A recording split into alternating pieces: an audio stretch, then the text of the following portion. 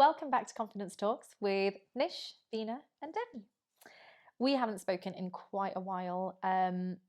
We've had Christmas in between, and we've had busy lives going on, but we managed to get some time in. So here we are today on the sofa, on the chair, talking about confidence. And if we pick up where we left off last time, we were very much focusing on self.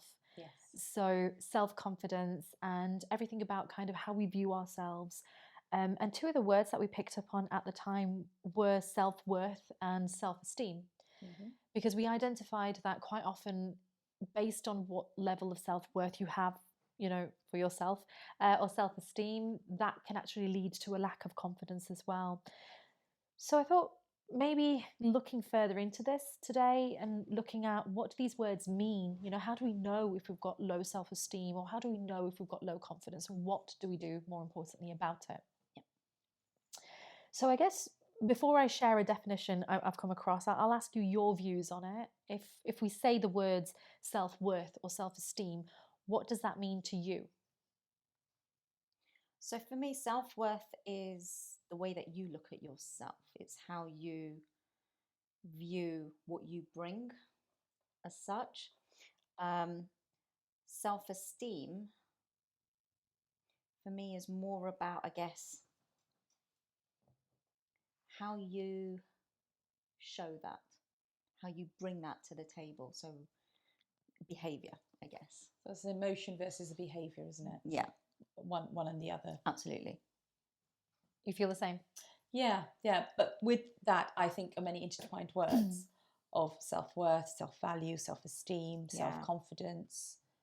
And they're all sort of intertwined, I think. Yeah, massively. But I think there is a definition of the two meet of self-worth and self-value, which I think you can expand on. Yes. And it is to do with behavior and emotion and feeling. So, and I think a lot of people get that mixed up, don't they? Yeah, absolutely. And it doesn't help when you don't want to be labeled, just because, as human beings, we're complex, that's the beauty about us. It's the complexity and the fact that we're not all the same. But at the heart of it, the core of it, our values and our principles are pretty much the same in what we want and what matters to us. But in saying that, when you've got so many labels like self-esteem, self-confidence, and things like that, people don't always want to readily admit and say, I've got self-esteem, concerns or really challenges. Hard, isn't it? It's really hard. But sometimes you don't even realise that that's what's going on. Yeah. You think you're behaving in a particular way for some unlinked reason, but actually if you bring it back, this is where it stems from. Absolutely. Do you know, as you say that, what it reminds me of is a while back, after having my daughter, I had gone for some physio, just kind of aches and pains in the body that come with being a new mom, like basically biceps aching from carrying and things like that. And I remember when I went and I said, this is what's hurting. He told me something which I've always kind of gone, wow, that makes complete sense. And it does also with this topic, which is, he said, wherever you're actually feeling the pain when you eventually come to me and actually come to get it sorted is not where it stemmed from. That's where it's now traveled to because of you compensating and trying to get on with it. The actual root of the cause, the actual problem is completely somewhere else. And I was like, wow, yeah, you're absolutely right. Because when something initially happens, even in our body, you feel a bit of a twinge that morning, you're not feeling so great. We power on because that's dictated to us by society. Again, just shake it off, just walk it off, just get on with it. I do have a bit of a problem with some of the adverts around these flu and cold capsules and stuff like that, because the for me the actual message they're sending out is take these tablets and get on with your day. Just get on with it. Whereas it's not about masking your symptoms and getting on with it. It should be a case of you need rest, but this will help you as well. This will help those symptoms. So this is similar to that. We've got this mental attitude of, oh, just get on with it. Like you don't get a medal for kind of braving through when you're full of flu or cold and kind of getting on with it. But I think for me, bringing it back to mental health, self-confidence, self-esteem, it's similar. If you are having challenges.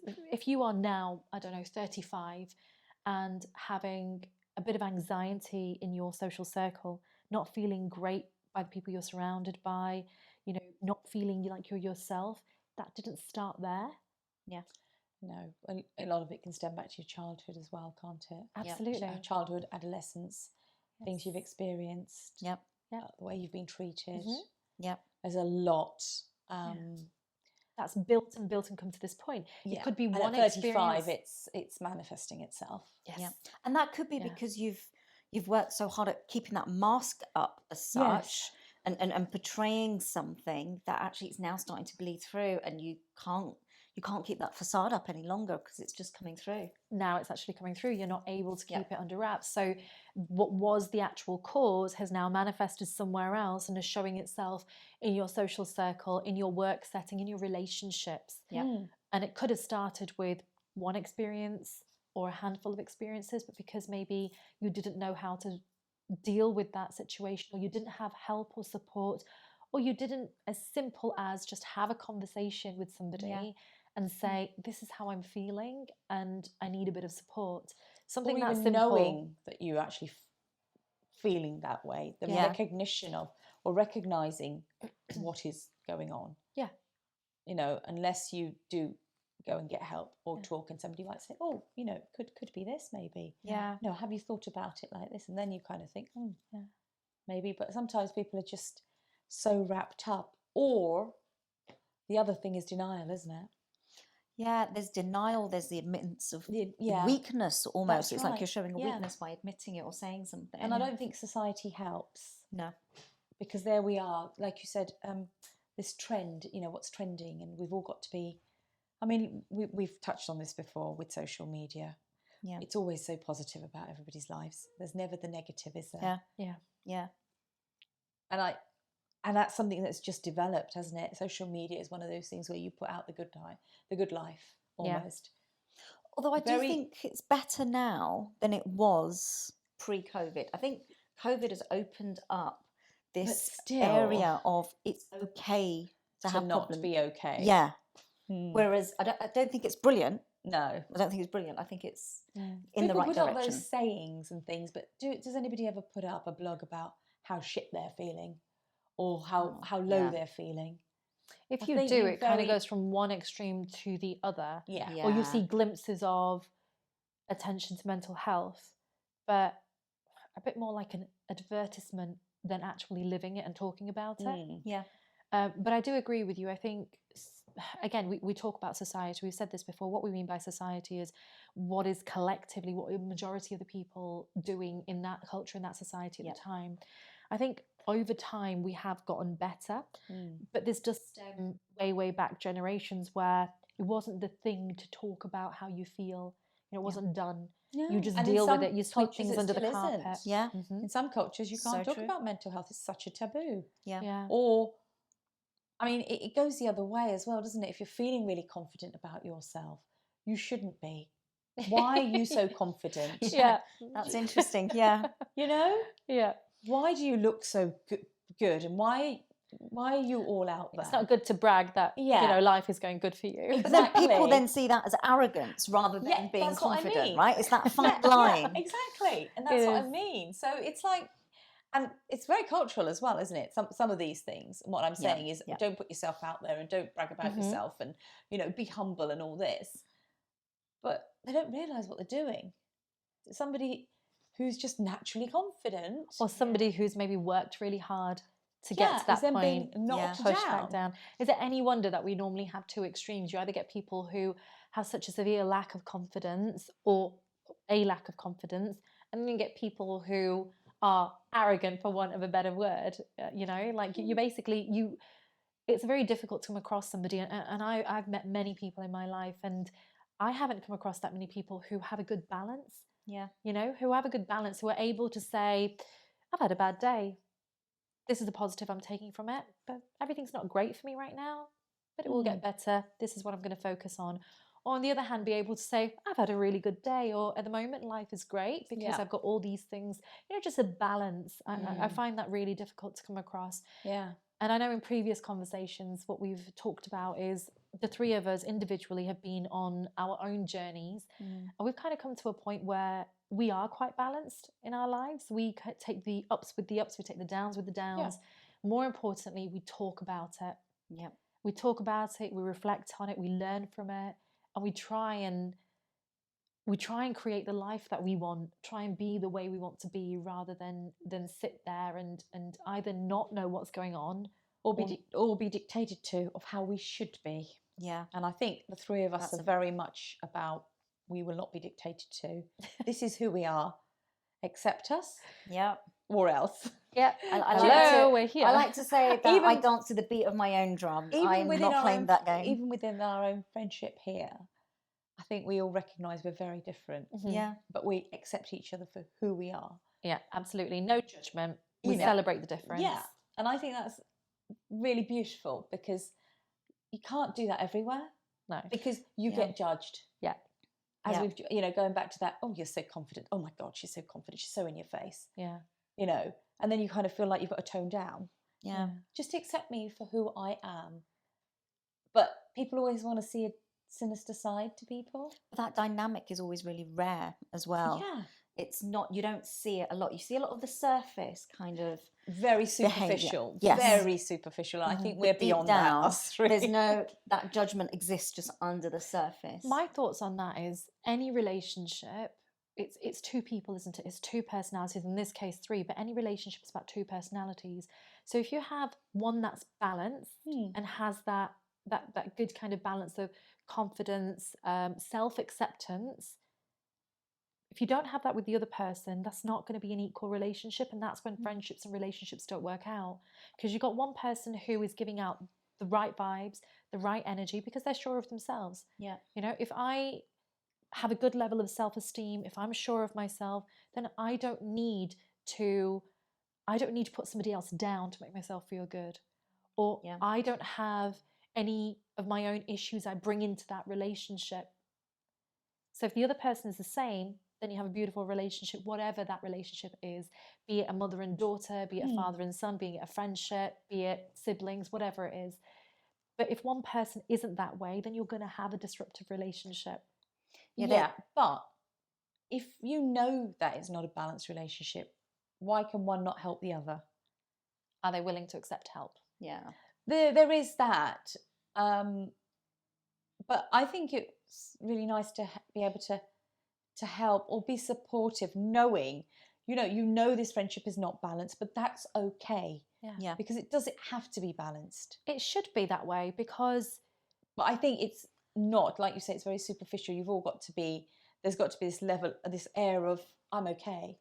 I think it's self-awareness. For me, I think majority of the time, what I have found, and this starts from myself years ago, it's having the ability to step back and look at yourself from an objective point of view and have that self-reflection ability to figure out, what do I like, what don't I like, and what do I want to change. If I have that, then yes, every relationship should be something I can learn from and I can build and grow within. That's the whole purpose of human connections, is to learn from it and grow and bond. It's not a challenge, it's not a game, it's not it's not competition. One-upmanship. Absolutely. Just going back to what you were saying before about the relationships and the way that they work, there's a saying out there that I can't remember exactly how it is, but it's essentially two halves of a person doesn't make a whole. So if you're not content in yourself, if you're not feeling full in yourself, you can't expect someone else to give it to you. It starts from self-love. You have to look at yourself first and have the love for yourself before you can take it out into the world. Yeah, and maybe you can get support from somebody to help you. Absolutely.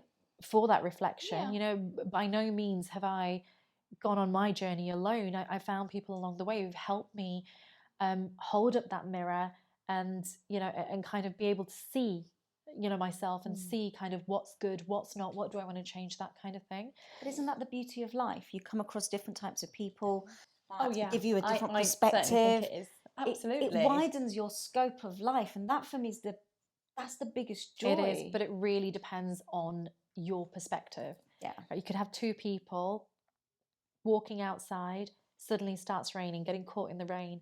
One person gets really angry. One person thinks, oh my God, it's raining. My hair's messed up. I'm absolutely drenched. Oh my God, this is horrendous. Gets in a really bad mood and passes that bad mood on to another 5 people who pass it on to another 10 people.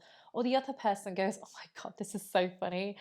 I've gotten caught in the rain. Do you know what? It's not going to kill me. It's rain. Yeah. You know, I think that unless happened to I'm us, a didn't witch, it? I'm not Did going that to happen to us? That definitely Yeah, did. that sounds familiar. And we definitely had a lot of laughs, getting caught in the rain, slipping all over the We all place. dressed up for the evening and out we went and the heavens opened. But we did. We laughed. We laughed and guided each other and helped each other along the way. Okay, that's a lie. We didn't help each other. You helped me. And I was like Bambi on ice. But that's it. It's about your perspective. Do you enjoy the moment? Do you enjoy the situation you're in? What's your perspective? But I do think all of this comes down to your view on life in general, how you see situations, how you see these curveballs that are chucked your way. I think it comes down to the foundation of how do you see yourself. So I'd like to share with you the definition I've come across, and you weren't far off at all. So this is from positivepsychology.com. And essentially, you're right, self-worth and self-esteem are, and these are words. We need words just so we can understand what it's about, but it's not about labeling people. But self-worth and self-esteem go hand in hand, basically. So they're similar, but they are not the same. They are interlinked and interdependent, however. So self-worth, as defined by Merriam-Webster, is a feeling that you are a good person who deserves to be treated with respect and that you deserve good things. You believe that you are a good person and good things should happen to you. You are deserving. Imagine that there are people out there who don't believe that. I'm sure there are people out there. How crazy is that? What must go through your mind? What must you have experienced for you to think that you do not deserve happiness? Or the way you've been treated. Yeah. It's very sad. But it's true at the same time. Yeah. And I guess it's giving those people the ability to feel self-worth. Absolutely. Feel that they are worthy. Absolutely, because everybody is. It doesn't Absolutely. matter. It doesn't matter where you were born. It doesn't matter what kind of family you're born into. It doesn't even matter. We all make mistakes along the way, but that doesn't mean that you don't deserve happiness. You don't deserve good things. Because if you believe that you deserve good things, your actions are going to be positive, and you're going to send out positive things into the world as well. So that's a little bit about self-worth. If we look at self-esteem, it's very much, as you said, it's more the behavior. So self-esteem is what we think and feel and believe about ourselves, whereas self-worth is recognizing that I am deserving of good things. So very, very interlinked, but both are really important, and both feed into each other, because if I have low self-worth, if I don't believe I deserve good things, then my self-esteem is also going to be low, and that means I don't treat myself with respect. I don't see myself as deserving of respect. So consciously or subconsciously, my actions are probably gonna set into motion. We know that every action has an opposite and equal reaction. So my action is going to set into motions a reaction that probably is going to be negative for myself. And then because that's negative, that's then going to make me justify, see, I don't deserve good things. It's like a self-fulfilling prophecy, isn't it? I don't deserve good things. I don't deserve happiness. And I'm constantly in this cycle. And it's really important to break that cycle, because if we can't sort the basics out, if I can't understand the fundamentals of I deserve good things, and therefore every action I take, everything I do, I'm going to make sure my respect is kept. I'm going to make sure that it's good for me and I'm doing good for myself, whether it's my mind, my body, my spirit, in every which way. That's going to lead on to other areas of my life, isn't it? Other relationships. It's a knock-on effect, isn't it? It is. Even, like you said, with other people, or a relationship you may come into, or with your children. Yeah. And I think it's worth recognizing that, for anyone that's listening, some people may be thinking, yeah, I've tried that, I've done that, and I've tried to put that positivity out there, but there's so much resilience needed in order to make this work, make this happen for yourself. And some people's resilience may be lower you know, for various reasons. But I think it's worth saying that it can turn around. It absolutely can turn around, you know. Yeah, it probably feels rubbish at the moment. Yeah, it probably feels like it's never going to happen. But you just got to have faith. You really genuinely do. And I say that because, you know, I'm sure we've all been there at some point in our lives where we felt like it's just not going to happen for me. It's just not going to turn around. It's not going to whatever. But actually, to have someone just say to you, it's going to be okay, can make just the world of difference. And I know we're talking about self-esteem, self-worth, self-value, and all of that sort of stuff. But deep down, sometimes people just need to hear, I've got you, it's going to be okay. Yeah, absolutely. And although you need a good network around your strong support network, I think it starts with yourself. It does. And I love that word, resilience. For me, resilience is the equivalent of it's your behavioral immune system, basically. That's how I see it. Yes, that's a good way of describing it. Yeah, it's your behavioral immune system. So that means that you can have highs and lows. You don't have to be resilient all the time. I mean, God knows, as you can hear, I'm getting over tonsillitis. Your immune system is not always right on top. That's why I was hoping I'd have a sexy husky voice, like Phoebe from Friends. But it's just husky, so we'll go with it. But yeah, it's your behavioral immune system. So you're going to have dips. You're going to have peaks and troughs. You know, and it's important to recognize that. It doesn't mean you're not resilient. You know, it just means you need a top up. You know, if you're feeling low and you're feeling, do you know what? Right now, I'm feeling a victim mentality. I'm feeling life is being done to me rather than things happen because of me. I need support. That's when you want to reach out to, you know, that support network. And if anybody feels, because I've been here, you've been here, and I think in conversations you've been here where you haven't always had that friendship network, you haven't always had that support system, you can even speak to a stranger. Yeah. You know, I've had many random conversations with strangers. Yes. Sometimes it's easier to talk to somebody who does not know anything about you because you're not judged. Yeah. That happened to me. I was having some years ago now, I was having a coffee in Waitrose. Just sitting there, this old lady came in. Not that it's been years since you've had a coffee, just no, this was years ago. Yeah, this incident. And she had nowhere else to sit, and I was on my own. I said, you know, just, I could talk to anybody like us, all of us can. Do you want to sit down? And then she sat down, and I didn't know her, and I just said, oh, how are you today? And she went, I'm not good today. I've just had my results back. I've got cancer. Oh, God. And, you know, I think everybody's instant reaction at that point is, oh, my God, what do I say to that? But I carried on, you know, I said, oh, well, you know, how are you feeling? Where is it? What's happened? And just had a conversation. I know one would say, but that's not a normal conversation, but actually. Who dictated that? Yeah. Because the general response, if somebody asks, how are you, is they expect you to say, oh, I'm fine, great, having a brilliant day. But it's not always. And very few people will say that. I myself have been in that situation where I was not having a good day. Mm-hmm. And we were out in the evening and a friend said to me, how are you doing, Nish? And I went, I'm really not doing good. Oh, this is supposedly a good friend. Oh,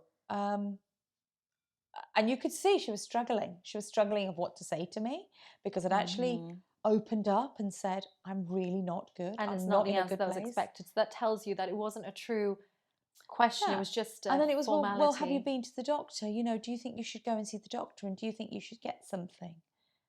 Ooh. And at that point, I thought, that's not what I need. Yeah. I don't need to go to a doctor. I don't need to get anything. You asked me how I'm feeling, and I've told you how I'm feeling. What would have helped you? Just to be able to talk. Just to be able to talk. And just listen. Don't diagnose me. Yeah, exactly. But we're so quick to diagnose. We're so quick to judge. Yeah. We're so quick to find solutions. Just out of interest, is that a female thing? Where diagnosing? Yeah, having this need to fix the person that you've got in front of you? I don't know. We might have We'll to have to call ask. somebody else. We'll have to ask a male version, won't we? We'll have to ask a male. No, Hey. no, actually, no. I can say this because Vips, he has a very fix-it attitude, and sometimes I have to tell. I'm pretty good. I mean, I practically come with a manual, so I would tell him what I need from him, and I'll say, right, I'm gonna rant at you, or I need to offload. Okay, what do you need from me? I just need you to listen. Yeah. I'll even go to the point of saying, at this point, I just need you to agree with me. or I'll say, I need you to tell me Oh my God, genuinely. could you be more black and white for him? No, Seriously. I come with a manual. I told you, I don't like complications. I'm very as complex as the human nature is, and I love that. I'm very straightforward. So it will even be to the point where I'll say, no, I want you to tell me if I'm wrong, like genuinely. And then he'll do the wink, wink, nudge, nudge. Oh, really? No, really. Tell me if I'm wrong. Or, you know, or at the moment, I just want you to side with me. Or it'll be a case of just listen. Or it will be, I need a solution. I tell him so he knows what to do, because his go-to as a personality is fix it. There's a problem. And he's doing it from care and love. You know, my wife has a problem. I'm going to give her a solution and fix it. But that's not always what we need. But that's what he does at work, Yeah. doesn't he? So it comes from a personality. He helps people at work. Yeah, absolutely. And that will have come from a very young age through experiences and things. This problem, fix it. That's what you do, you know, and that's how it works. So I think actually it's more to do with your personality and the experiences that you've been through and the role that you've taken in your circles. And maybe it's that's how they feel worthy, and they determine their worth. Perhaps that's how they got self-worth. Yeah, perhaps through fixing problems. I mean, he does have some really good solutions, but yes, you're absolutely right. It's sometimes, and do you know what? I bet your friend actually thought she was being helpful when she was diagnosing you. Of course she was. Yeah. Of course. But Go it and wasn't get some about. antidepressants. But it wasn't That's what you about need, her actually. feeling helpful. It was about, what do you need? It was about you. Yeah. And somebody just saying, you know, do you want to talk about it? You know, do you want to have a drink, a cup of coffee, a glass of vino? Should we sit? Just talk. And that's, I think, sometimes we forget, and it's that solution. Find that solution. Let's fix that. Or give us some advice to go to do this. Yeah. And sometimes just sitting and talking actually does solve the problem. Somebody, like you say, just like you say to your husband, I just want to rant, and all I need you to do is listen. I don't need you to do anything else. Yeah. It's having the people around you to you, do that. I mean, I did a counselling course. It was a level 2 counselling course, and we'd have to play out scenarios and do role play in these situations. One's a counsellor, you know, one's the client. And I was doing it with this person on my course, and she was giving me a scenario, and I was literally finding her solutions, and I was trying to fix it. And the tutor was going around the class listening. I bet you thought A star. He came to me and he said, and that was the whole point. You don't need to find the solution. You don't need to fix this. You as a counsellor need to listen. The person sitting opposite you is the one that will find their own solutions through talking. And this was, I'd had some counselling. I'd had some bereavement counselling. And I remember going to this counsellor week after week. And then there was one week I was going, but I was with my PT in the morning. And he said to me, what are you doing today, Nish? And I said, I've got to go and see this counsellor today. And he went, oh, you don't sound too happy about that. I said, I'm not, because what the hell does she know? You know, and I was crying. I was sitting on the mat. I was crying my eyes out. I didn't want to go. And actually just talking with him helped me. And I said, I'm going to just give this up. It's not helping me. And he said, why don't you just go one more time and see how it goes? So I did. I went that one more time. But I remember saying to her at that time, what do you even know about me? Did you actually say that? Yeah. Well, Wow. have you even experienced anything that I'm experiencing or have experienced? And that's the reason I'm here. But at the time, I didn't know this, but it's one of the counselling skills that you don't say a lot. You repeat the things the client says. You ask a few questions, but you get the client to come to their own solutions, which is a skill in itself. Yeah. But it wasn't until I went and did a counselling course that I realised that actually that situation she had become a counsellor for a reason. Mm-hmm. But when you're feeling so vulnerable and so exposed, Yeah. and somebody is just sitting and nodding their head and listening, You can feel frustrated. really frustrated. But I think that also comes from what your expectancy is of that relationship between Yes. the counsellor. Like, Yeah. I think there's a really skewed view about what a counsellor does and what other healthcare professionals do in that field. You kind of go in with it, right, this is going to do this This for is gonna me. fix me. Yeah. Yeah. And actually, when you go in, you're like, I've just talked at you for 45 minutes or an hour and nothing's any different. That's exactly how I was feeling. Exactly how I was feeling. Yeah. And I think it's interesting now that you look back on it, having gone through that training, and kind of say, you know, I understand it now, but actually going through it at that moment. Yeah. So let me ask you a question. If while you were going through it, it felt pointless and you felt frustrated because you came out going, well, nothing's different. I've just talked, which has obviously brought out a lot of raw emotion as I'm talking as well. What's the purpose of this? When did you stop feeling that way? When did you actually find it helpful? Or was it a case of you didn't at the time on reflection, or did you not find it helpful? No, as time went on, and I think it was that whole having bottled everything up for years to be able to offload it to somebody who wasn't going to judge me, who was going to. I soon got the grip of it that I was there to offload, she was there to listen. It did get easier because I was able to talk, just talk and talk and talk, like you say, 45 minutes of it. We don't normally do that, do we?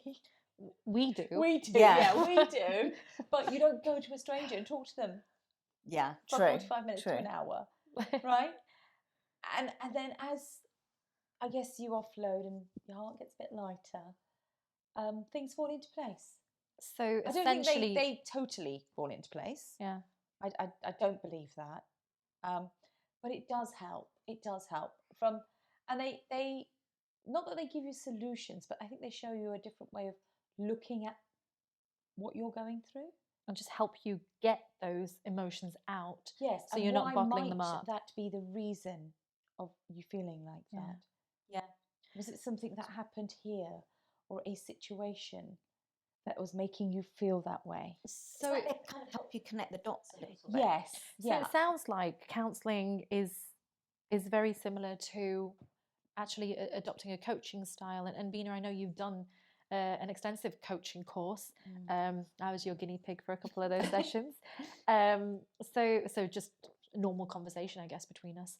But you've done a coaching conversation and done coaching course. So sounds like counselling is more along the lines of coaching, where it's about asking the right questions. I think it is. And just listening. Yeah, absolutely. But that's called counselling. What you do is called coaching. I think they're one and the same. What we do is just called friendship. Yeah. Yeah. But I think the big differentiator here, really, between the counselling and coaching for me is these guys are trained to understand some of the things that are going on beneath the surface. Yes. Some things that could be quite detrimental to someone's mental health. Whereas with coaching, that's not what we're trained in. So we would generally, whilst we will talk about it, we will get to a point where we say, you need to look at a professional, a different professional to support you with that, because we are not trained to support that. Do you ever get in a situation like that where it goes beyond and you? I've been close to that, Oh, yeah. really? So I've had a client that was talking to me quite openly about what they were going through.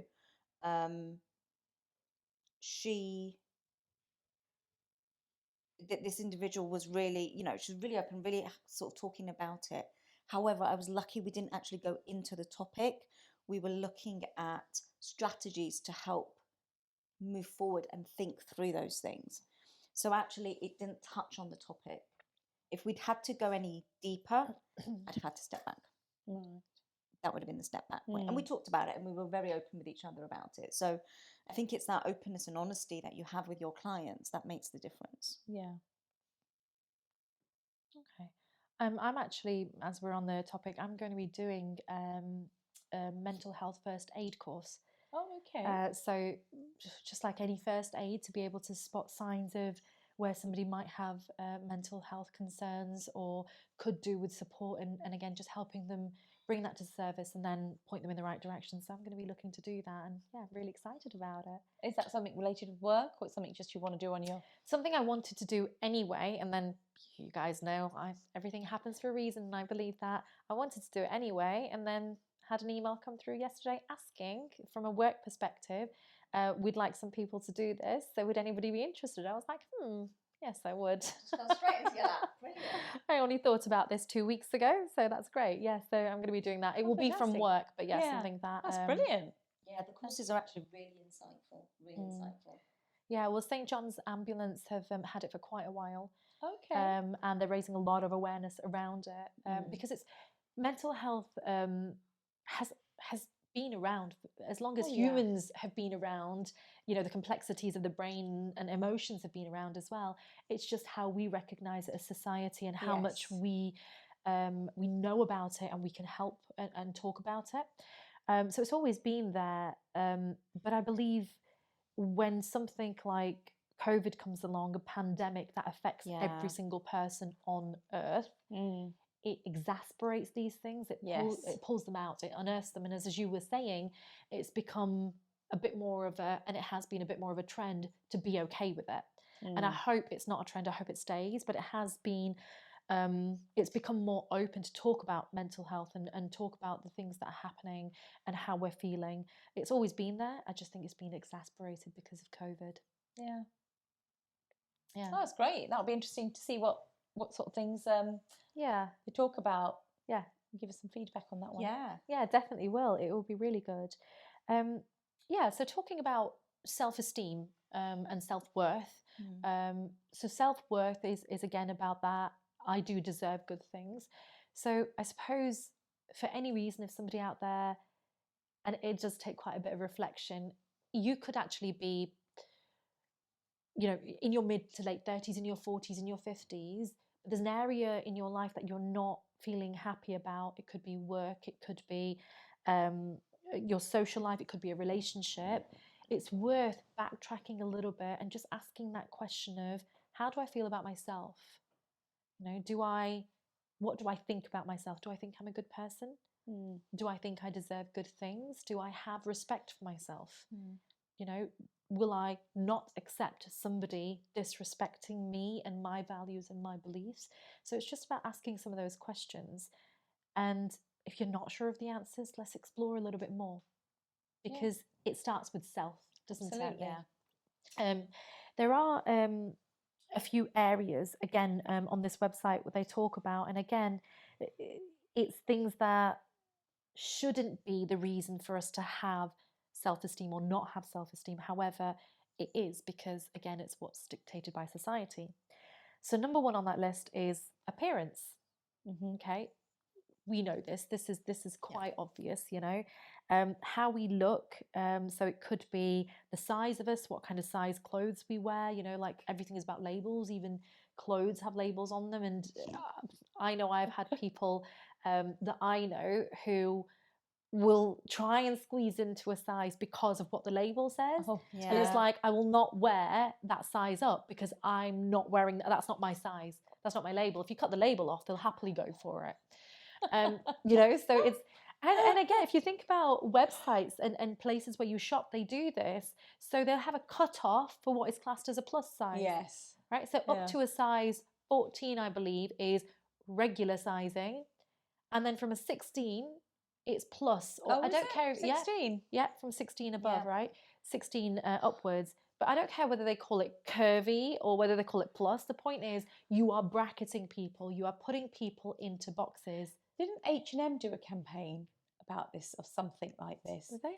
Yeah, there was something about their sizing. A friend was telling me, and it was, that was the size, and that's the size you fit into. So I can't remember exactly what it was, but they did have something. I'll find out and I'll come back to you on that one. Okay. I don't know if H&M still do that. It was something about the sizes, but yeah. But I just don't see why. It doesn't matter what you call it. And yes, I'm seeing more curvy models out there. Yes. You know, I'd like to see them on some high-end magazines like Vogue and stuff. I'd like to see it. But it's not about that. You're still putting people into boxes. Why do I have to? not saying why does somebody have to shop in the curvy or the plus size because they're a 16? They should still be able to shop in the normal area. Why is it sectioned off? Mm. You know? So just out of interest, are they saying that this is one of the measures that people have for their self-worth? Yes. Yeah. So the appearance being the way I look, the way the stuff I wear, the size I wear. So where etc. the size you wear, the way you look, because not just of how you feel, but because of the attention you do or do not get according to that. Okay. Okay. So if I go out, for example, if I in my own way have made my effort, whatever, and I'm walking down the street, you know, and I pass 10 guys and none of them take a second glance at me or look at me or smile at me, that can affect my self-esteem. Okay. I'm not saying that does affect my self-esteem. I'm saying that's what we're says. saying. No. Yeah. Yeah. That can affect my self-esteem because we can. And do you know what? I don't judge anybody for this. We don't judge anyway. You know, that's not how we work. But of course, how we are received by others. We're human beings. We're all about making connections and relationships. So how somebody else responds to me or doesn't respond is going to affect. Of course, it is. Yeah. How I feel. You. Yeah. But there's also that bit which you've obviously mentioned. It's also what society dictates is acceptable. Is good looking. Who defined what is hot? Right? We had this conversation. Don't you do it? What? Who said big lips is sexy and thin lips is not? Who did that? You know, did it start with Lara Croft? Like, where did this start with? You know, but who said that's what's sexy and that's what's hot? You know, having big lips. Why can't somebody be just as sexy and just as attractive with thin lips? You know, who said that it's about having big boobs? Yep, I said it. Who said it's about having big boobs or having really long, luscious hair? Attraction is individual, is it not? Yeah. But are those lips real? That's the other thing, isn't it? Oh, that boob must be a yeah, boob okay, job. yeah. It must be a boob job. What that's a can't whole somebody other just? matter. Who cares even if Exactly. it is? But do you know, and again, I don't judge anybody who goes out to have some work done. I question why. If it's for yourself and that's how you want to be, fair enough. But if it's because that's what you think you have to do to be accepted, then actually that's wrong, not for you, but for those people who think that's what's attractive. And if you dig below the surface, if they're doing it because they think it's going to give them value, worth, how long for? That's Once superficial. you've got it, Yeah. that the thing that's still missing inside you will still be missing. Oh, absolutely. Yeah. So you know that why is so important. Yeah, I honestly again, nothing like I said, we don't judge. So if you want to go and get your boob job, or if you want to basically go and get some cheek implants or some lip filler, and when I say cheek implants, either which way, Okay, it's a thing. It's a thing. It's a thing. Well, We're not big just bums talking are about in. face. Big bums are definitely in. So yeah, I mean, absolutely do it. But you're absolutely right. For what reason? Not to fulfill something that's going on inside, because that needs addressing in a different way. Yeah. If you want to do it because that's just something you want to do and you want it to look a certain way, fine. But it should be for your acceptance and nobody else's. But again, I question who wrote this rule book. Because there was a time when, if I go back generations and you look at actresses, because that's how we look at what's in, don't we? We see what's going on on the screen and everything. Role models on TV. Right? So they were actually really curvy, big hips. And if you think Jessica Rabbit, kind of like hips and things like that. Yeah, the hourglass. Then you had kind of size zeros being a thing, on the runway and everything. And now we're talking, no, curves are good again. It's like we can't actually decide. No. Isn't the point every shape is attractive? It should be that way, but it doesn't seem to be still, does it? No. Because we waver from like the zeros to the curves and they're coming all this way, it's the trend's changing again. Yeah. Where big is beautiful and all of this. Yeah. But it should always have been like that. There should never have been segregations of it. No. Every shape is attractive. Because we are all different shapes and sizes. Yes, everyone has a natural kind of shape, don't they? And if you're going to go to the gym, or if you're going to go eat healthy, it should be more about health than appearance. You know, it should be more about, because I want to be healthy and I want good things inside my body. You know, it's better for my health if I don't have a lot of kind of like, I do need fats, but I don't need a lot of it. So it should be more about that rather than kind of size and shape. But I absolutely believe every shape and size is attractive, because attractiveness is not just about size or shape. It's about your overall look. It's about your personality, you know, and the energy you give off. Yes. Definitely. So appearance is a big one. You know, and I don't genuinely think that's going to go away anytime soon. The thing that we need to remember is when we talk about society, we are society. Yeah. We control it. Yeah. So until we individually start changing our mindset and how we view ourselves and view others, that's not gonna you know, change. Yeah, exactly. To create a movement, it starts with one person. Yes. It starts with people not being afraid to share their own views and say, I don't agree with that. And then suddenly you get these wheels in motion, and that's how movement happens. And that's how you get a cultural change. Another one is net worth, meaning, we had money, I take we it? had an inside joke about this, didn't we? Net worth. So yeah, basically your material possessions and how much you earn in your financial assets. Don't we see this all over the place as well? Yeah. You know? Do you know, I was thinking about this the other day, like net worth is quite an interesting one. If you were to look at, for example, males, right? They may see that their role is to provide. To be the main earner. Right? To provide for the family or whatever. And therefore, that is how they measure themselves. I must have a good job to provide for my family. I must be able to, you know, ensure that we have a vehicle, a car, whatever. You're absolutely right. My job is to provide for my family. Otherwise, I failed in my role. Exactly. So I can see where that comes from. Yeah. But there is that part of me that kind of goes, hang on a minute. It's a two-way street. There's two of you in that relationship. Yeah. Yeah. I was going to say that. Why is it always the male? Yeah. It doesn't have to be. But it's just the way they're very built. much seems societal norm is that it's the male. Yeah. Yeah. I think it's getting better.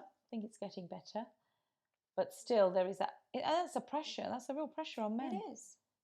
And do they do it for their family, but I think women, when we look at net worth, look at, oh, they've got this and they've got that, and prestige, esteem, status, like you say, the materialistic stuff. Yeah. The man is just going out to earn the money to try and keep everybody afloat. You know, so that it's like that. Where does that come in with your net worth? Because somebody else has got a better car than you have next door. Yeah. Just, you know, so your net worth isn't worthy. And to what standard you're measuring yourself against. That's what I was about to say. Exactly. That's what I was about to say. See, it's like, I love this. It's like we just talk. We just know. It's exactly that. It's what do you class as enough? Yes. You know, one person might see it as long as my family have 3 meals on the table and, you know, our bills are paid, everybody's got a bedroom, we're comfortable. Another person might see it as, yeah, but we want to do a holiday a year. Another family might say, yeah, but we want to make sure there's 2 cars. Another family might say, but they've got to be badged, you know, good badge cars. Yeah. You know, so it just depends. Like, you know, it's like some families might compare it to, it's keeping up with the Joneses, isn't it? Yeah, very much. We have talked about this before. In these talks, we're going to be vulnerable. We're going to talk about our experiences as well. So, you know, I had to have this conversation with my husband going back a short time ago, where he had got it into his head. I caught him saying, and he earns well, you know, he earns well. We could go on holiday like once a year if we wanted to, or twice a year.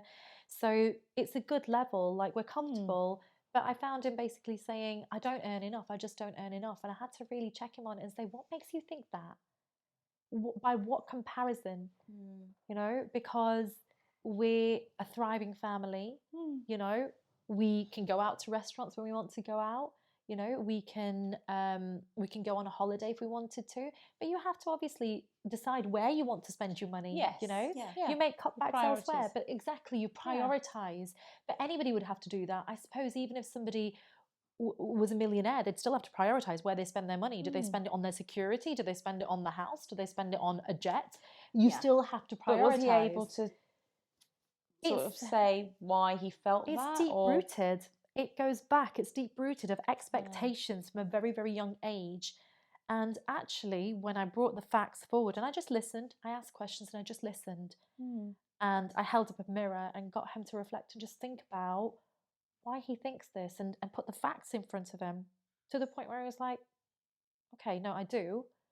I was like, so what you're basically saying is, if you feel we as a team need to do more because with a child comes the nursery costs, the nursery costs, and then obviously we want to have a certain education lined up for her, you know, so it's our choices, then we work as a team for that, basically. But it's not, don't ever say that you don't do enough. First of all, it's not you, it's us.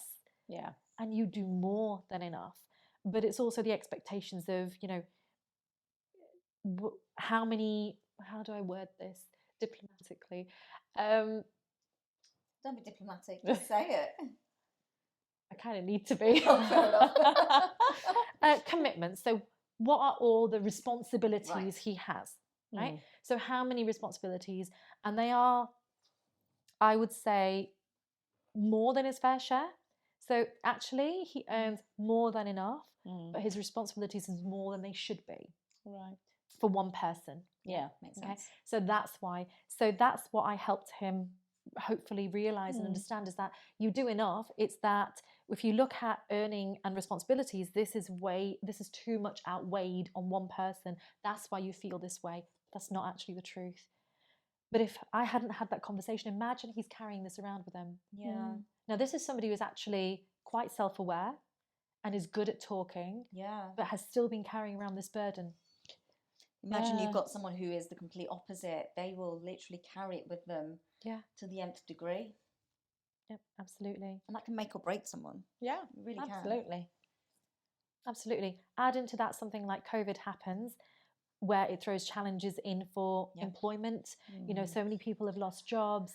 That's so many happened people, a lot, hasn't it, in COVID, for so many people who were self-employed. We were in that bracket where he was self-employed. I was on maternity leave. We had no income, basically, for a certain amount of months. That can put a lot of pressure. No wonder that we're hearing so much about these, you know, people who have gone into depression and, you know, anxiety and things like that, basically. And now you're hearing about gas prices and things like that rising. Oh, and electricity and families having to decide whether to turn the heating on or do we actually put an extra meal on the table, that kind of decision, which really shouldn't be the case. And you know what, just flipping it around completely, as a woman, when I was growing up and I was observing the world around me as a young teenager, I knew I never wanted to be a woman that had to rely on someone else to provide me with that kind of life or security. It became almost a mission for me. This is probably the wrong thing to say, but it almost became a mission of, no, I'm going to stand on my own 2 feet, and I'm going to make sure I need nothing around me or anything from anyone to help me. You don't need to rely on anyone. I will pay my bills. I will earn the money. I will do it for myself. And maybe too single-minded in that approach, but at the same time, it's given me a sense of independence. Worth would be the wrong word for me, because it's not giving me that worth of, you know, I don't look at my stuff and go, it's materialistic. For me, it's, I can pay my bills. I don't need anyone else to help me do that. And when I do, if I'm with someone, it then just heightens what there is, not takes from each other, if that makes sense. So I feel I'm bringing equality rather than this pressure that a man feels they need to have to provide. So I took it from a whole completely different perspective. But that's your mindset. That's what mindset can do. Yeah.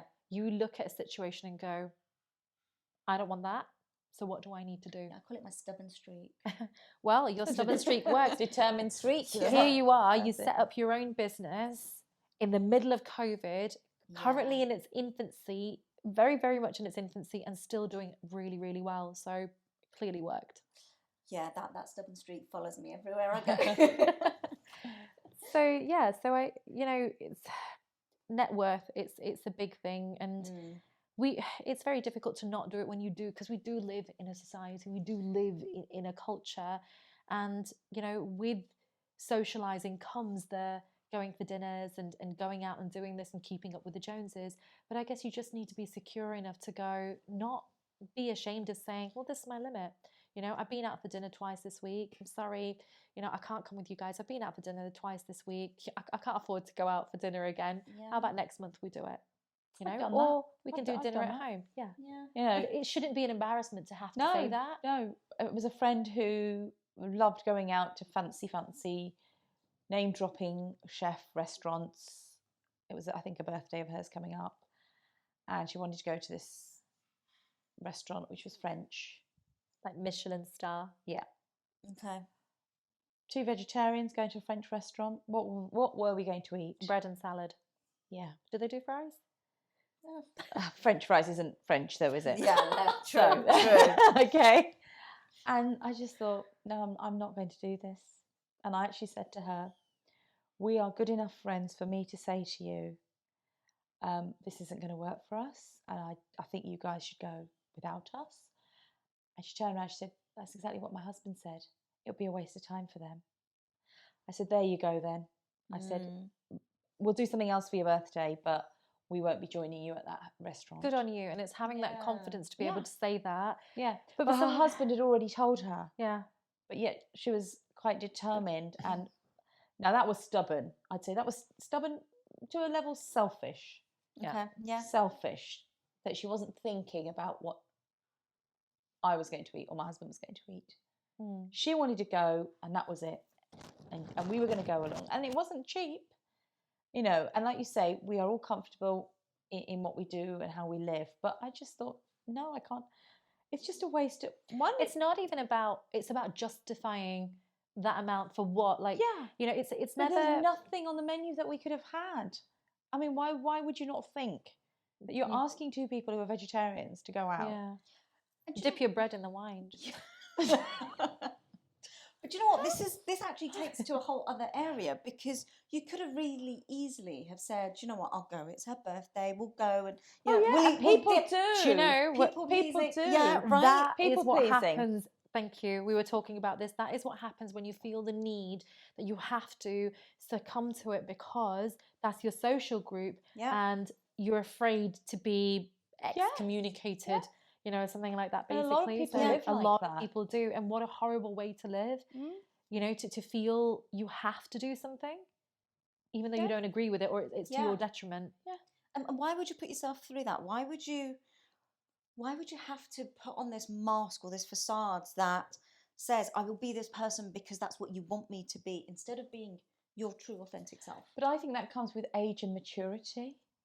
I really do. I think when you're a lot younger, you want to be with the in crowd. You want to be accepted.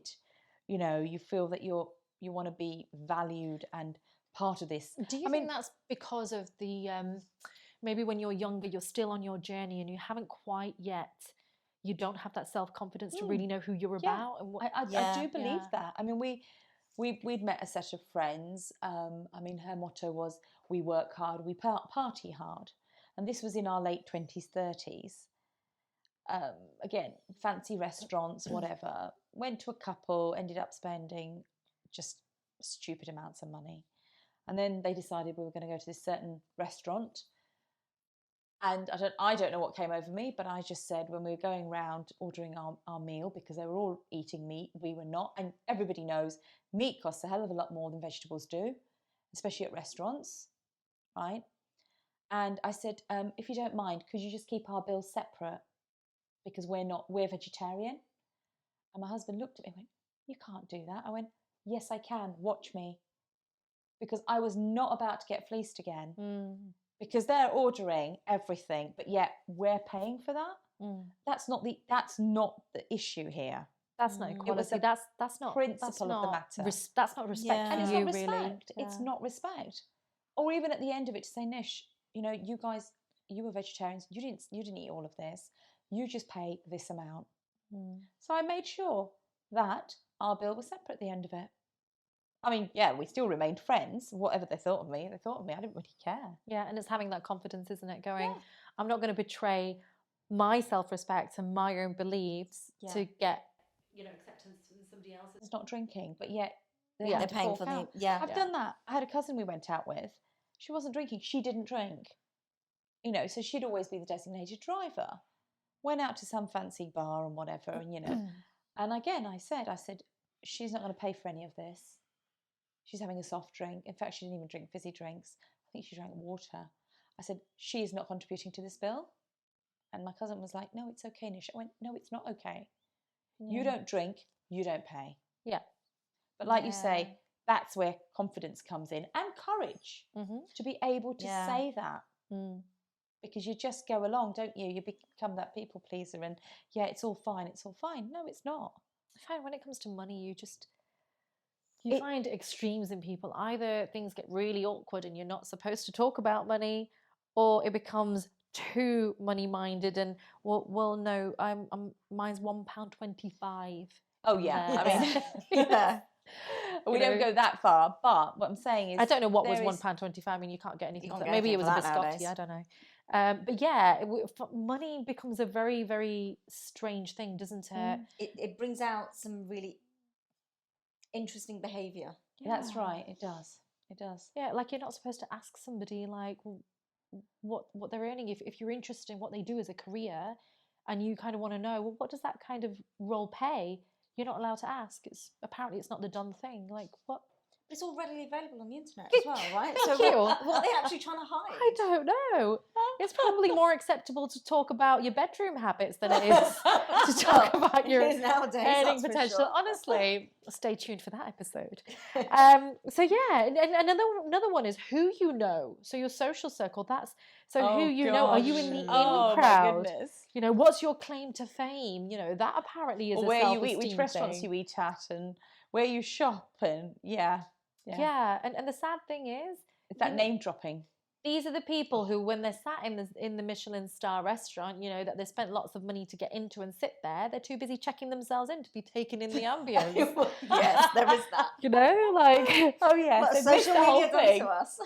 Yeah, it's the whole thing because I was too busy checking in and I can't get on the Wi-Fi. Or they're trying to take photos and film everything so they can get it onto Instagram and actually not. Yeah, you're not allowed to eat your food because I'm too busy taking a photo of it. This isn't you I'm talking about. I know you like taking photos of food, but that's just because I know you like the presentation and I'm the same. And because we put it in albums and look back at going, I really like that I had. Yeah, we don't do that again. We put it into a lovely album. We do. We don't put it on social media. Exactly. We look at it ourselves and drool over it going, I want to have that again. Yeah, can we go back for that food, please? We do it for homework. But yeah, who you know is a thing as well. And we talked about this already, what you do as a career, not just earning potential, but what you do. Oh, it's the first question that you get asked, especially in certain cultures, especially in our Asian culture. Yeah. So what do you do? God forbid you were a bin man. Or bin person. Can you say bin man? If you're not a doctor or a scientist, something, engineer. God forbid. Although that's the fallback. Or what do your children do? What do your children do? They laugh and they play and they enjoy life. Yeah. Good God.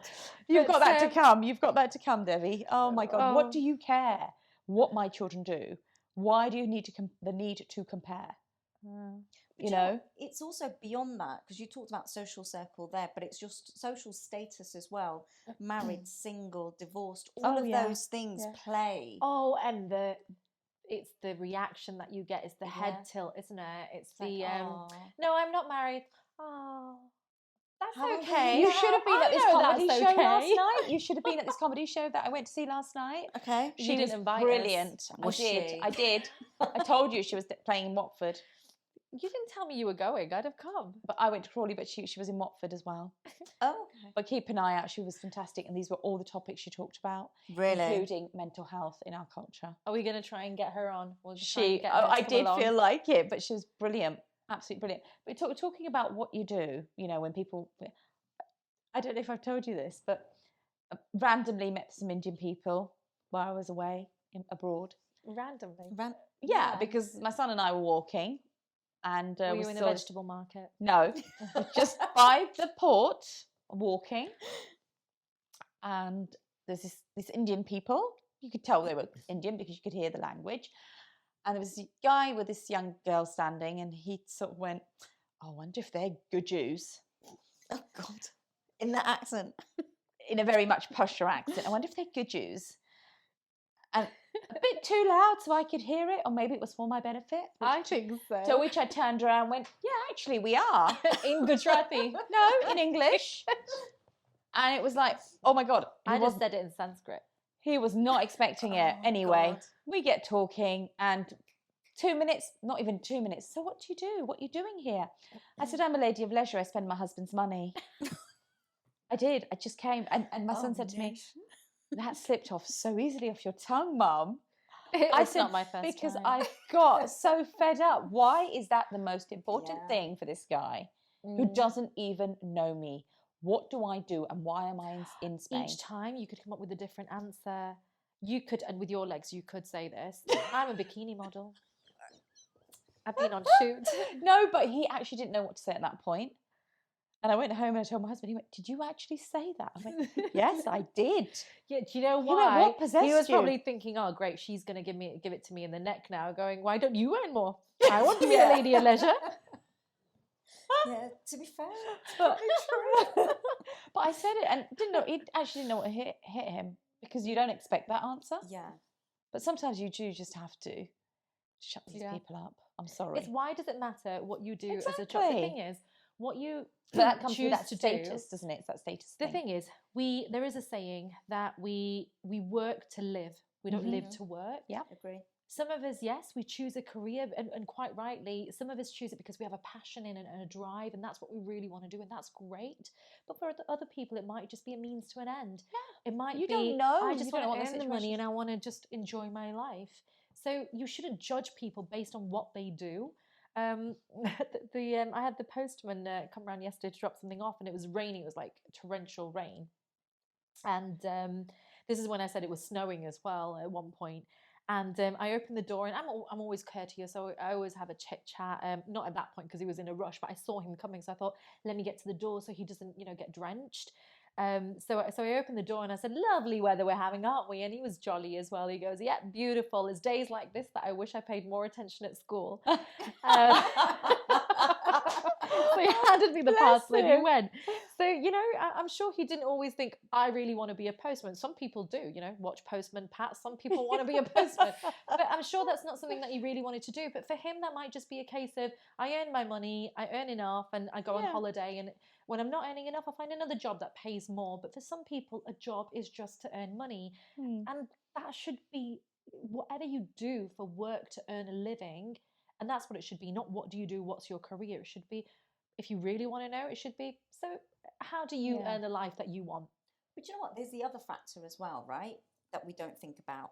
Some people just have earned their money. They don't need to work, but they're doing things because they want to do it and keep themselves busy. Yeah. And then you've got the other group of people who, do you know what? It fits their life and they need something with no stress, that's nice and easy, that gives them the hours they need to work. It's what they need. And it has absolutely nothing to do with wanting this high-flying career where they're earning, Maybe some of them have done that, but still wanting to. I mean, I work in a school, and there are a lot of, say, older ladies who've had their high-powered careers and whatever. They've already been the bikini models. Yep, and there's some of 60s, 70s, some are even in their 80s, and they come in because it's that sort of work where they choose the hours they want to work. Yeah. Whether it's a whole day, a morning, an afternoon, an 11 till 1. But they can choose, they're in control. Yeah. And they want no responsibility of what they come in, they get told what to do, and they do it and they go home. Yeah. And that's okay. When I applied for the job, the lady, the manager, she said, it's not a job or a wage that's going to pay your mortgage, but you know what? It might help the shoe fund or the handbag fund or, the holiday fund. Yeah. And she said, and that's why people do it. Sometimes they want to get a certain pair of shoes or a certain pair of handbag, or they want to do something and they just need that little bit of money to help them do it. It's about finding a balance, because if you look at those roles that are really kind of high power driven, carry a big, wage with it, then you don't really have the time to be spending that money, on yourself or in your there is life, that, right? because it comes with commitment. You're never going to get a job that pays lots, but you don't have to put in the hours, because it just doesn't work that way. Well, you never switch off. So you are abroad and you're constantly thinking about work. Your emails are still coming through. And that's fine if you enjoy that.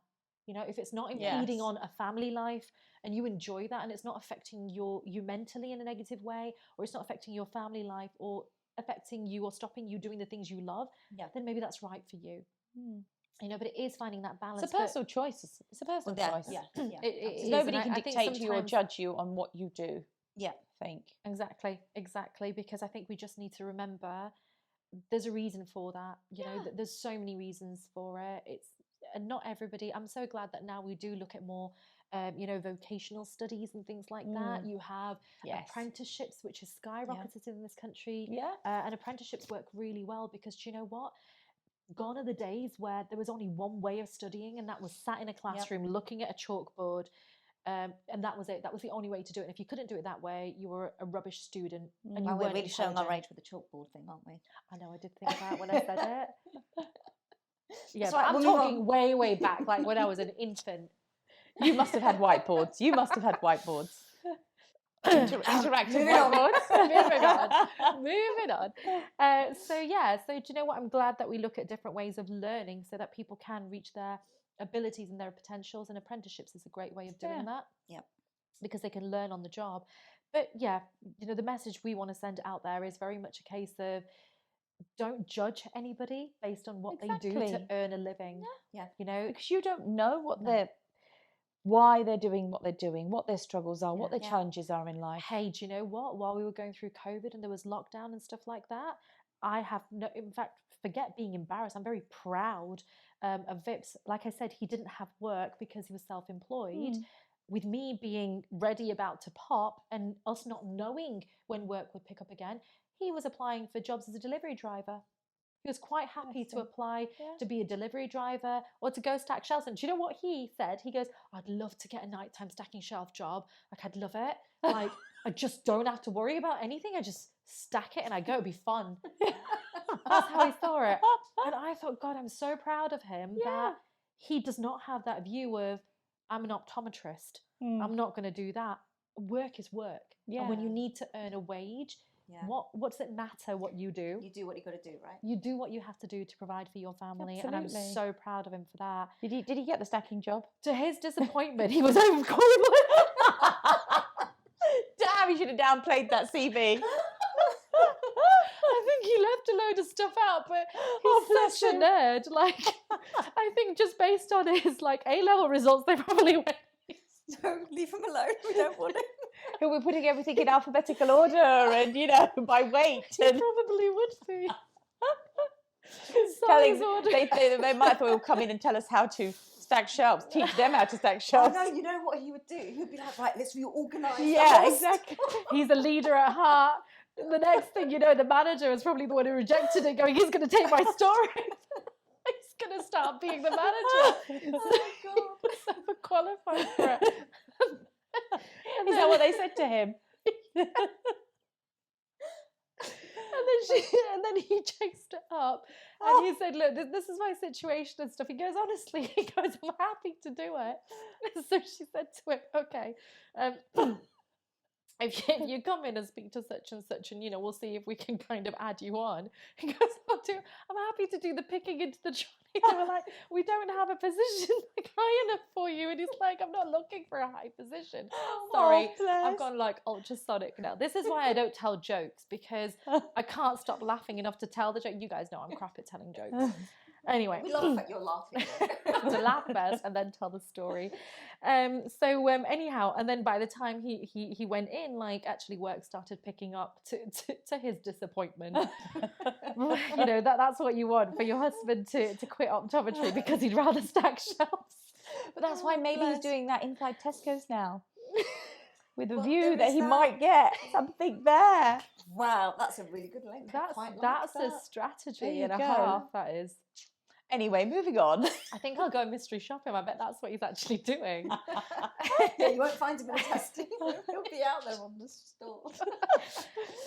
So do you know what? Let's not judge, and let's not feel judged either. And if somebody does, then shame on them. We shouldn't feel embarrassed. Whatever we do, it's work. It earns us money for whatever we need it for. For our families, for our enjoyment, whatever it's And for. do you know what the important thing here is not what someone does; it's who they are. Yeah, definitely. And sometimes you don't know what people's circumstances were. And I can tell you for sure my circumstances. When I studied 4 years to be a paediatric nurse, my absolute passion, what I wanted to do. And a few years later, circumstances changed where I couldn't continue that career. I never went back to it, And I remember once there were 3 of us. One of them was my friend, and she was introducing me to her friend. And this other friend was asking me what I did. And I said, well, I was basically a stay-at-home mum, but I was helping my husband with his business. And then my friend piped in to say, oh, yeah, and you do that charity work as well, don't you? And, oh, yeah, you're dealing with the selling of your garden. And I thought, you're justifying what I'm doing. She felt she had to justify for me what else I did. And I thought, oh, that's really weird. But this was the friend that had never not worked. So I suppose she probably thought she was doing a good thing, but this is not about you. This is probably deep-rooted things inside her and her belief system that's been set up. And then she said to me, I've never not worked. Yeah. But that was a choice you made. Yeah. And actually, my circumstances, one could say we made the choice, yes, but also it was a choice that had to be made. Yeah. In the circumstances that were presented itself. And that is so important. It's so important to go with the grain of life. Yeah. To literally just go with the flow and deal with whatever you've got, whatever situation you have at the time. That's where the saying But having comes the from. ability to do that as well. Yeah, absolutely. And just listening to what you're saying, the thing that went through my head was, walk a mile in someone else's shoes. Yeah. Exactly. You never know what's going on in someone's life, and you No. can't. And that's why we talk about, no judgment, because you've got no idea what circumstances have led them to that point. Yeah. And again, these things are deep rooted. So when you say never not worked, that sounded really weird. That's 2 negatives. Never not worked. Not worked. Start again. Yeah, but that's exactly how she said it. I've never not worked. That's where I got it from. I was Yeah, like, where's she actually my said that. vocabulary? I've never not worked. That means she's never been out of work. Exactly. Got it. So I think of my mom. So she's that way. So when we were saying, like she's actually retired, she doesn't need to work, but she can't not work. It's just that's the way she is, And it started because she's had to, Yeah. I come from a very humble upbringing. Both my parents had to work, like double jobs and things like that. So she's had to before, so is my dad. So now it's just so ingrained in her to be hardworking that even though she doesn't have to, she has to be doing something. And she's somebody who likes to keep busy. She can't just sit and not do anything. So that's fine if it's kind of like by choice. But what I love is she loves what she's doing now, and she does it because she enjoys it rather than the pressure of having to do it. And then finally, and this one is very related to the previous point, which is people feel self-worth and self-esteem based on their achievements, so whether it's career achievements, whether it's personal life goals and achievements, what do they have to share and talk about? But if you think about it, again, if we talk about society, even if I think about some icebreakers, when you're in a work situation or something, what you get people talking about is, oh, what's the thing that you're most proud of, or what have you achieved, or your greatest achievements. Or 2 truths and a lie. So you want to pick out, people always say the things they want somebody else to know about them, right? So you start going through the list in your head going, oh, what could I talk about? Have I done anything worthwhile? And that's the thing, what do you define as worthwhile? Yeah, I mean, if I look back at myself and I kind of go, yeah, I've done loads of studying as an adult, whatever, to get to the career that I've got and all the rest of it. Does it make me any better a person? Does it change my personality? Does it you know, is that what I put value on? Is that what people see in me? You do kind of have those questions of yourself. But the reality for me is, it's what I do. It's not who I am. Mm-hmm. Yeah. Yes. But quite often, that question that we were saying, the question you get asked, saying, "Oh, so what?" Like when you were younger, when you were a teenager, it could be, "Also, what are you studying? Yeah. What do you want to be when you grow up?" I mean, that expectation is already there before we've even grown up. Yeah. And do you ever hear somebody saying, "A good person"? Or just grow up, you know, that would be useful. Just survive. Yeah. Like to just Survive. get through Survive. life. And I think there was a adolescence. phase that stay-at-home mums went through where they felt they'd never achieved anything. And yeah, I felt that once. And I remember my sister-in-law saying to me, Nish, don't ever say you haven't achieved anything. You've got 2 children who you've brought up to be really good human beings. You know, you've been there for them. You've achieved so much. And then you think, yeah, gosh. I remember doing a CV once. My husband's quite good at doing that, and he helped me. And he said, right, so homemaker. I said, what's that? He went, that means stay-at-home mum, but they call it homemakers. So you can put all these things that you've done. I went, I can't possibly put that. He said, yes, you can. You can. What have you achieved while being at home with your children? You've brought up 2 beautiful boys. This is what you've done. Da, da, da, da, da, da. And there was a list of it. Yeah. And I was like, but I can't put that because, you know, HR don't like to see a gap in your employment. Yeah. God knows why, right? But, you know, people do go off. Because if you're not working, I remember you get questions like, "So what happened between this year and this year?" What? Because something's wrong if I'm not Exactly. What in if I can employment? just not want to work? But anyway, there was this, and I, you know, and he said, right, this is what you're going to put. And I was like mortified, thinking, I can't put all this. He went, yes, you can, and you put it down in such a way. And he's got a great way with words and writing, and it actually was brilliant. But it's true. But you put it in a work setting and people see it differently. So if you think about the simple tasks we do, you know, being a mom, like, yeah, absolutely. Like, that holds responsibility.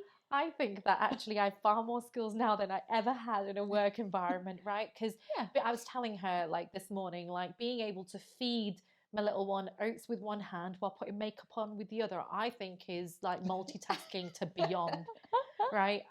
I couldn't do those 2 things when I was working. Organizational skills. Yeah. They're But you you know, don't transferable see it. skills. Yeah. But you don't see it if it's outside of work. So if you think about it just from the morning, so okay, so cook, right? Because when you're cooking for a child, it's not just the same thing you're cooking for yourself. You have to think about what you put into it, what they can eat, how you create it for them to keep the nutrients. So you steam it, you don't, you know, you don't kind of like overcook it, things like that.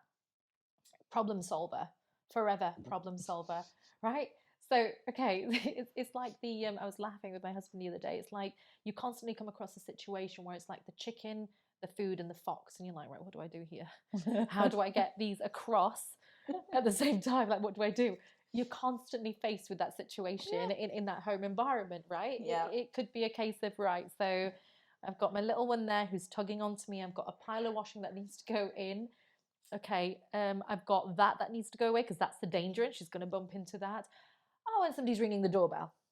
Right, go. Hope for the best. So you don't, in our personal lives, we don't see these things as achievements and qualities. Yeah. But in a work environment, we could build it up. We could reel it off, couldn't we? We do this, and this. Absolutely. So I think when we talk about what we've achieved, it's really, really, really important to just get down to those simple things that we've done. Yeah. You know, did you make somebody smile? Did you make somebody's day? Did you listen to a stranger and make their day that little bit better for them having come across you? You know, did you do something today for yourself? Yeah. That's another one, isn't it? Doing something for yourself. God. Putting yourself first. Yeah. Well, they call it now self-love, isn't it? Look after yourself. Self-care or self-love. Yeah. Yeah, absolutely. Because if you're running on empty, you're no good to anybody. No, exactly. And you need to fuel the fire that is going to give the warmth and the energy to everybody, don't you? Yeah. You've got to find the thing that creates the energy within you. What's the thing that's going to build your reserves up? Yeah. And again, this is kind of new thinking, isn't it? Because going back generations, that's selfish. You don't think about yourself. No, exactly. How dare you think about what your needs are, you know? You never put yourself first. But that's the big thing out there at the moment. So true. Yeah, because it starts with yourself. Absolutely. Even first aid. So I'm saying I went to do a first aid course, right? Emergency first aid at work. First thing you're taught as a first aider is you have to look after yourself, because if you put yourself in danger or harm's way trying to help somebody, you're going to have two casualties. Like, how is that helpful? And you're no good to anyone in that state. Exactly. So I very much see this, whether we call it self-esteem, self-confidence, I see it as first aid. You know, you got to tend to yourself, like with your oxygen mask on the plane, you got to tend to yourself, and then you can help others around you. So I suppose this is probably like a good time to kind of like wrap up these thoughts, because we've talked today very much about self-worth. So what do we think about ourselves? What views do we have of ourselves? Do we see ourselves as worthy and good and deserving of good things? The answer is you should. Absolutely. There is absolutely no reason why you shouldn't be thinking that. It starts with yourself. And if you don't feel that way, you need to dig a little bit deeper in thinking why. Where did that start? Is it an experience or somebody else's beliefs that have been pushed onto myself? I need to clear through that and figure out why I think this and change my mindset.